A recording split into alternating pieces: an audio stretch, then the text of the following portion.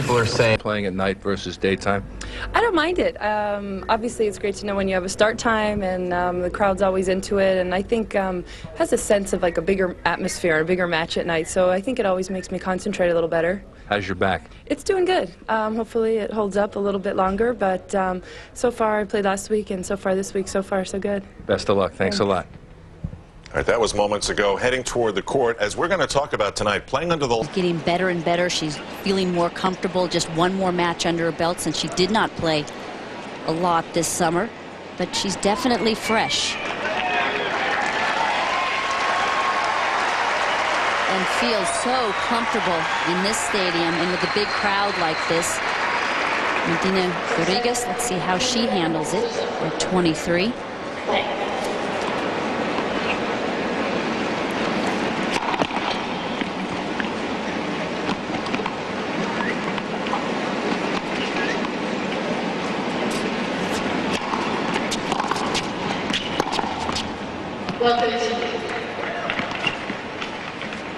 Lindsay's husband, John Leach, made it in for the weekend matches. There's John. Just on cue for me, he took the U.S. That was so nice of him. He took the USC hat off. Because he had the, he took the red eye. And Lindsay's mom just to his left. We're both struggling tonight because USC's playing tonight and Notre Dame's playing tonight. And we're all here.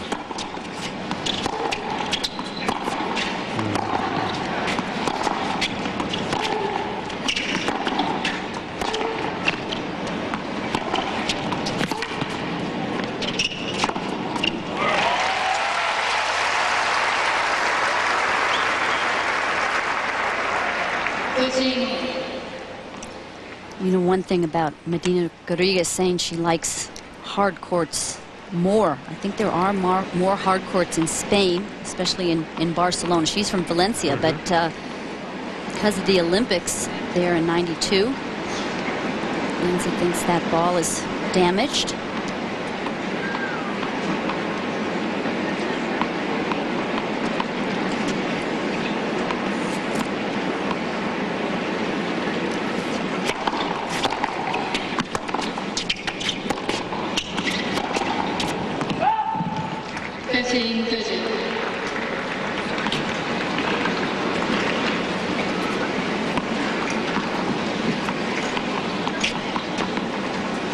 Tail of the tape doesn't favor this young lady. She's 5'6", listed 5'6" and a half, 130.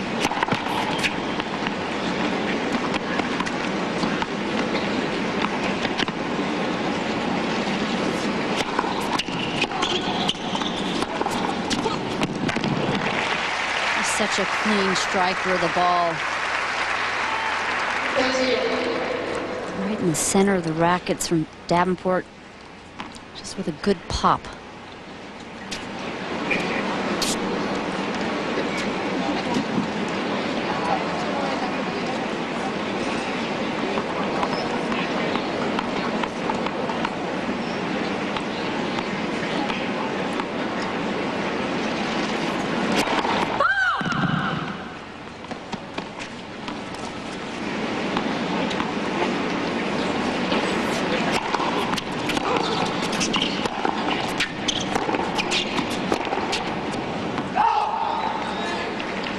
Not so much so here in this first game. 3 errors already for Davenport. It doesn't look too windy. It was a little windier earlier in the day.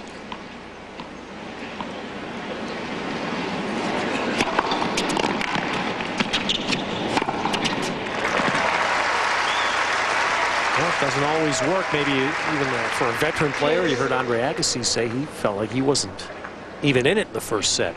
Just a little slight breeze, but so often with Davenport, gets that break point down and comes up with the big serve.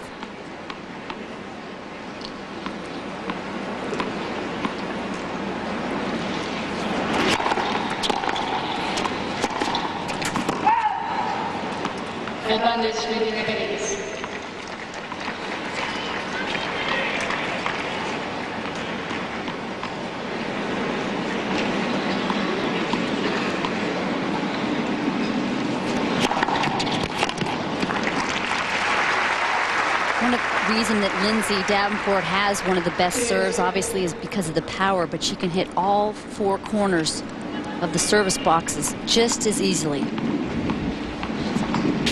And she likes the one out wide. Now the breeze picking up a bit. Likes the one out wide to the deuce court and the one up the middle in the ad court, but she can hit to the backhand just as well. It makes it more difficult to read the serve.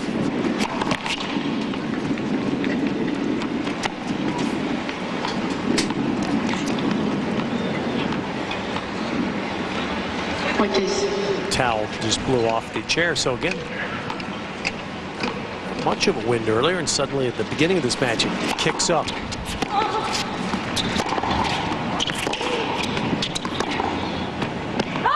But an unusually erratic first game here for Davenport. Not on balance on that backhand. Did not move the feet. Usually that's nerves. I don't think Lindsay would be nervous in this situation. There's so many times.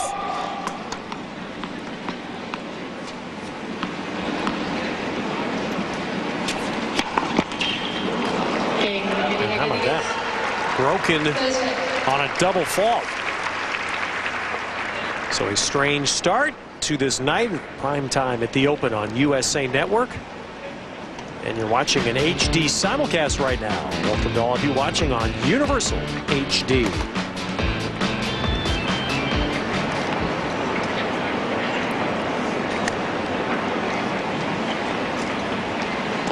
Davenport will not be happy with that start, Ted, but she has so many weapons, is so mentally strong. She'll put that game behind her. Make a new start. Keep moving those feet, get in the proper position.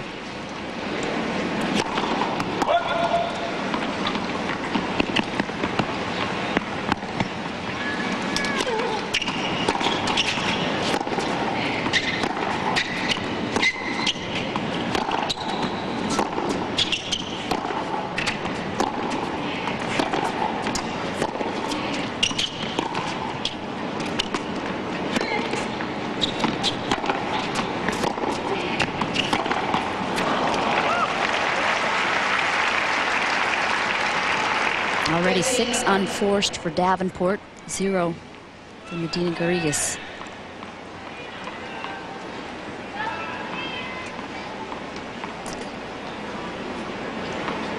Right now it's all about Lindsay. She's hit 4 winners and 6 errors.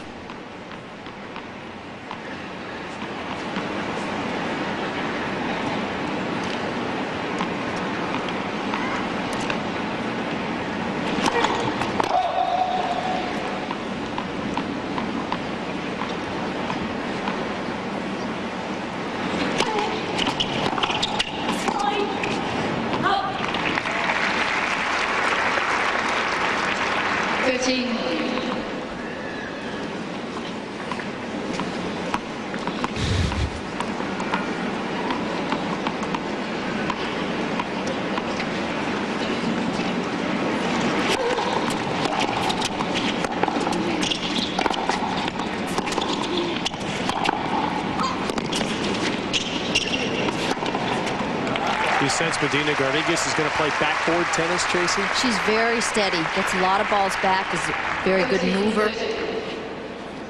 Davenport's going to try to do just what she did there, hit a lot of balls on the rise, not allow Medina-Garrigues to back her up behind that baseline.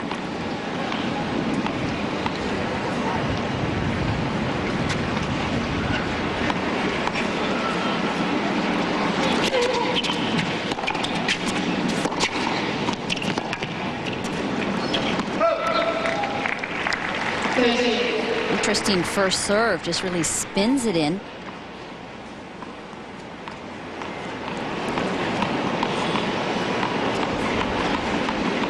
Radar's not working right now, but spun it in quite short.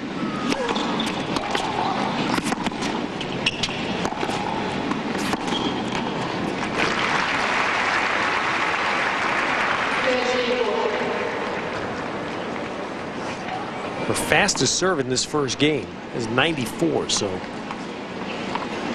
That was the last serve that she hit.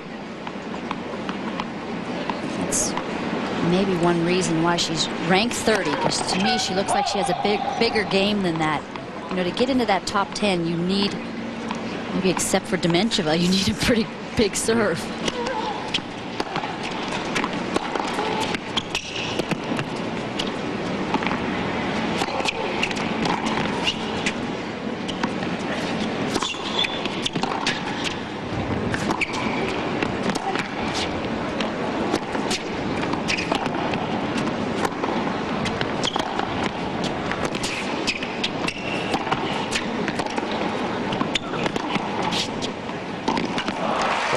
Terrific point for Davenport to win. She did all the running. She was on the defensive the entire point. On a string. Back and forth, back and forth. Look at that offensive shot. And that's where Davenport stands apart. And that's where she's so special, is just great hands. We've said it many times. She's not the fastest. As our IBM ticker will get you caught up on everything today and tonight. And that point had a little bit of the flavor of that memorable point Lindsay played against Venus in the women's final in that third set. Towards the end of the third set. To me, that was the point that ended it. Lindsay was doubled over on the baseline. After the point, it was such a grueling effort that it seemed to take, as she was struggling with a back problem, whatever she had left, she lost it on that point. Didn't seem to have much left after that in that Wimbledon final.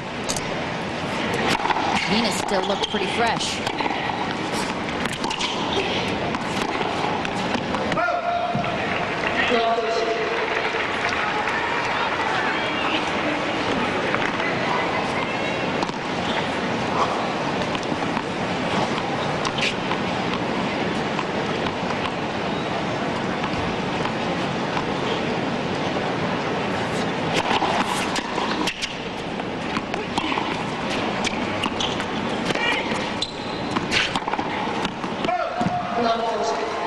Interesting there, Ted. She didn't make up her mind soon enough to come in and hit that on the rise.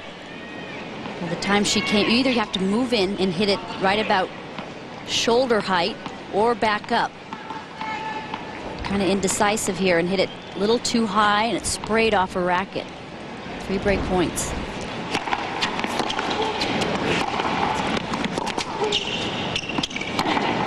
That's better. Fraction of a second earlier. It's watching Lindsay, and unfortunately we're seeing it a little up close here, that as wonderful a person as she is off the court and as calm her demeanor is, she is fierce on the court and very tough on herself. So just don't read lips, okay?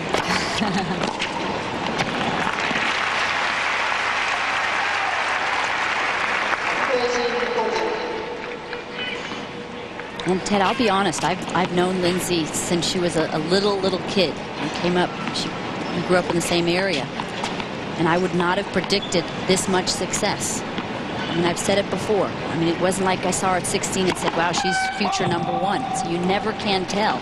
I always knew she had the great hands, but it was when she decided to get in great shape about 5-7 years ago, turned it around.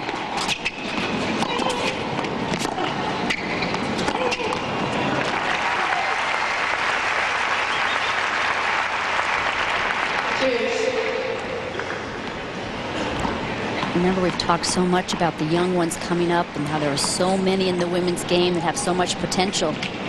Lindsay Davenport didn't win her first Grand Slams until she was 22. Working with Robert Vantoff for a long time before that first Grand Slam. Robert Vantoff, I think, added so much to her game.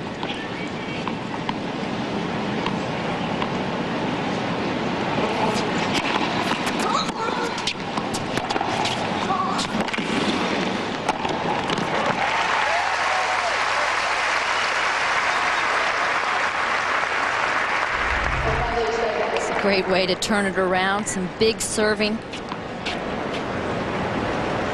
Powerful ground strokes, and obviously volleys extremely well. One of the few players that have been #1 in the world in doubles and singles.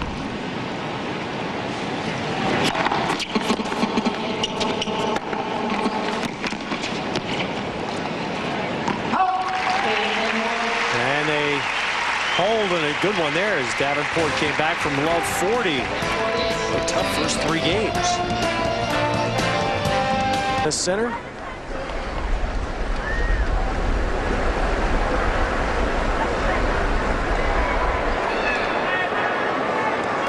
And the big crowd is still following. I mean, it's Saturday night. We shouldn't be surprised, should we? Great matches tonight. Fans were so fiery today during today's matches, Ted. It was fun to see. That's her first winner. Davenport with 8 winners and 8 errors. She's the one that's taking the risks. Medina-Garrigues just along for the ride. Very steady, but not deciding the point. It's her second winner.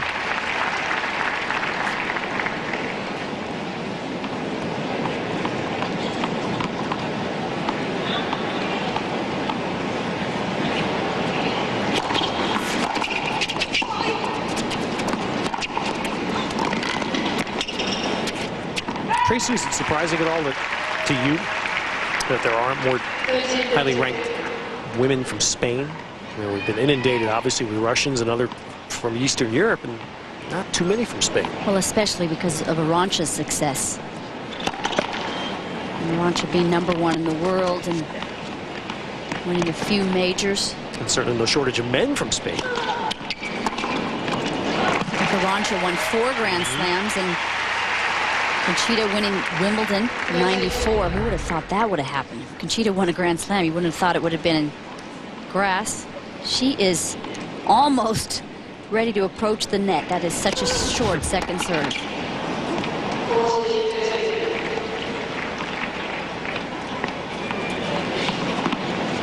Conchita Martinez still playing, and she is actually still the 2nd highest ranked women's player from Spain. 33 years old. She lost here to Patty Schneider in the first round. Tough draw, 3 sets.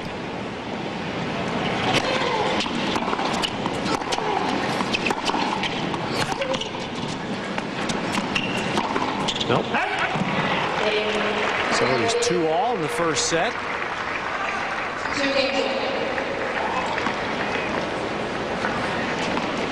Well, this match just starting on court, and that winner will play James Blake. Two very good players there, and the veteran Grosjean and young Spaniard Robredo. It's funny how it kind of goes in cycles. After Bjorn Borg, there were a lot of Swedish men. Few now, but not as many.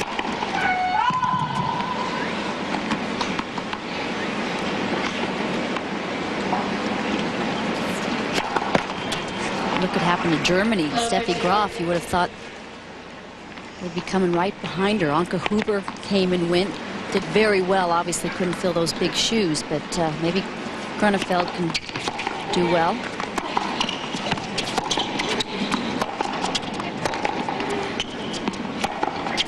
Oh, Lindsay seems to be finding a little better rhythm. That's where it sure helps to be 6'2", 6'3". If you're 5'6", that can be real bothersome, that shot right there. But still quite comfortable position for Davenport.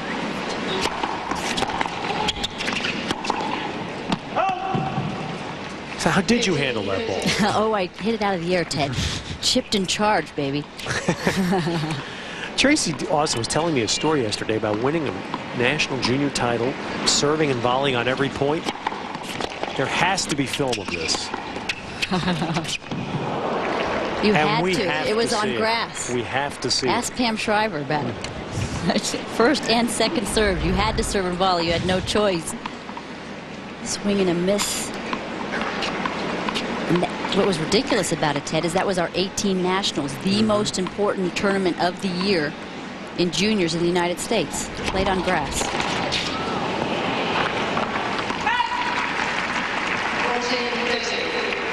How long did that happen? Years. It was on grass for years. Years and years. Hits the frame. I mean, I'm talking 50 years possibly. Wow. The one that's now played in Kalamazoo, right? No, well, that's the boys. This was Okay. played in Philadelphia for maybe 50 years. They switched it to hard courts now, which was a smart play.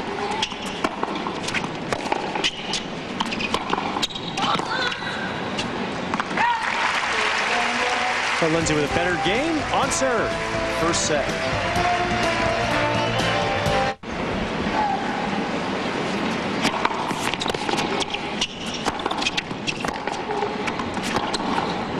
Oh, that's better, though. What a great angle. And Lindsay Davenport struggled, stumbled, but won the first set. Live on Saturday night in New York City, the U.S. Open.